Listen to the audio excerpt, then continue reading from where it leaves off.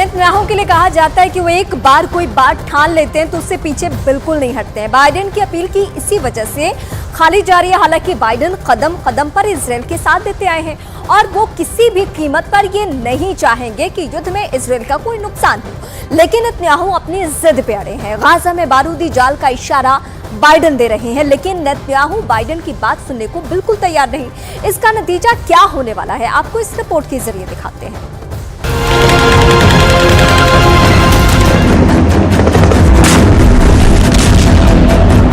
American enterprise institute की report की माने तो गाजा में बिखरा मलबा इजरायल की ग्राउंड ऑपरेशन वाले मिशन को कमजोर कर सकता है, क्योंकि हमास के स्नाइपरों के मलबे में छिपे होने के चलते इजरायली सैनिकों के लिए जमीन पर नेविगेट करना मुश्किल हो जाएगा और ये हमास के लिए फायदेमंद साबित होगा, क्योंकि हमास ने गाजा में एक नहीं सैकड़ों किल जोन बना रखे हैं, जिसकी झलक इस सैटेलाइट तस्वीर में दिख जाती है।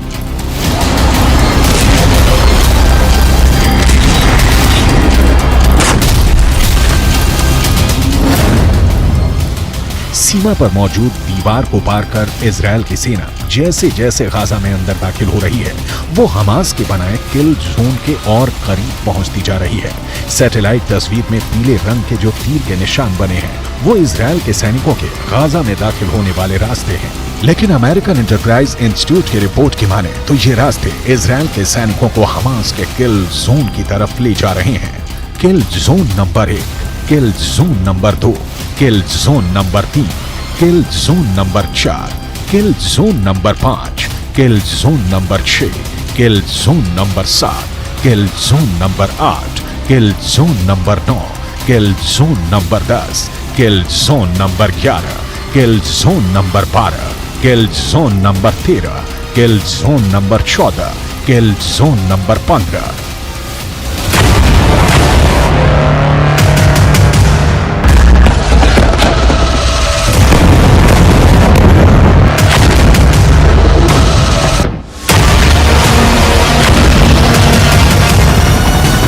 इजरायल ने दावा किया है कि पिछले 24 घंटे में इजरायल ने हमास के 450 ठिकानों पर लड़ाकू विमानों से हमला किया है। ऐसे में अगर अमेरिकन एंटरप्राइज इंस्टीट्यूट की रिपोर्ट की माने तो इजरायल ने पिछले 24 घंटे में ही हमास को 450 किल जोन बनाने का मौका दे दिया है। गाजा के नक्शे में आप देखेंगे उत्तरी इलाका, जहां इस वक्त इजरायल की सेना मौजूद है। उसने उत्तरी छोर से आगे बढ़ते हुए कई किलोमीटर दक्षिण तक ऑपरेशन चलाया हुआ है। वहीं इजरायल की सेना ने दूसरा मोर्चा उत्तरी छोर से 10 किलोमीटर नीचे खोला और यहां से उसकी सेना गाजा को चीरते हुए भूमध्य सागर तक पहुंच गए। यानी अब उत्तरी गाजा दक्षिणी गाजा से पूरी तरह से कट चुका है। बीच में इजरायल के फोर्स है और अब सबसे ज्यादा आबादी वाला उत्तरी गाजा पूरी तरह से घिर चुका है। यहीं पर गाजा के बड़े अस्पताल हैं, जैसे अल शिफा अस्पताल, अल कुद्स अस्पताल और एक इंडोनेशियाई हॉस्पिटल भी है। ये वो जगह है जहां पर हजारों लोगों ने आसरा लिया हुआ है। यानी अमेरिकन एंटरप्राइज इंस्टीट्यूट के विश्लेषकों के मुताबिक गाजा की धरती पर बिखरे मलबे में हमास की सेना जमी हुई है।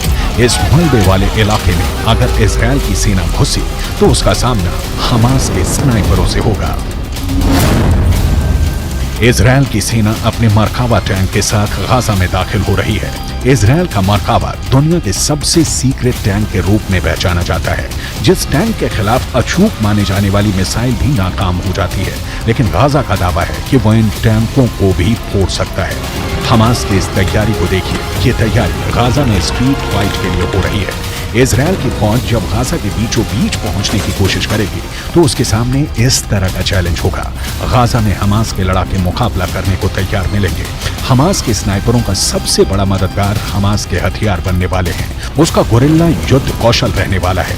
इजरायल की सेना के लिए सबसे खतरनाक फ्रंट गाजा की संकरी गलियां बनने वाली हैं, क्योंकि वो लड़ाई गाजा के मोहल्लों में होगी, गाजा के चौक पर होगी।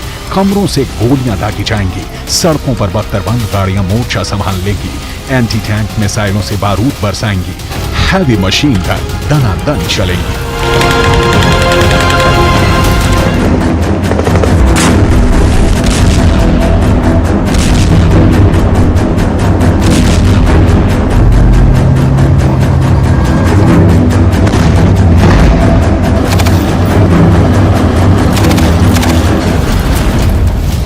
सबसे असरदार हथियार हमास के पास एंटी टैंक मिसाइल है।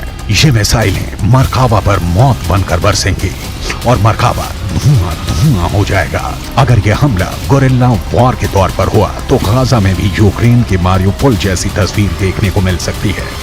गाजा की इमारतों में स्नाइपर छुपे हैं। गाजा की इमारतों के मलबे में मौजूद ये स्नाइपर इजरायल के सैनिकों के लिए यमराज साबित हो सकते हैं। गाजा की जो सबसे नई तस्वीरें सामने आ रही हैं, उससे साफ जाहिर है कि गाजा का ज्यादातर हिस्सा खंडहर में तब्दील हो चुका है।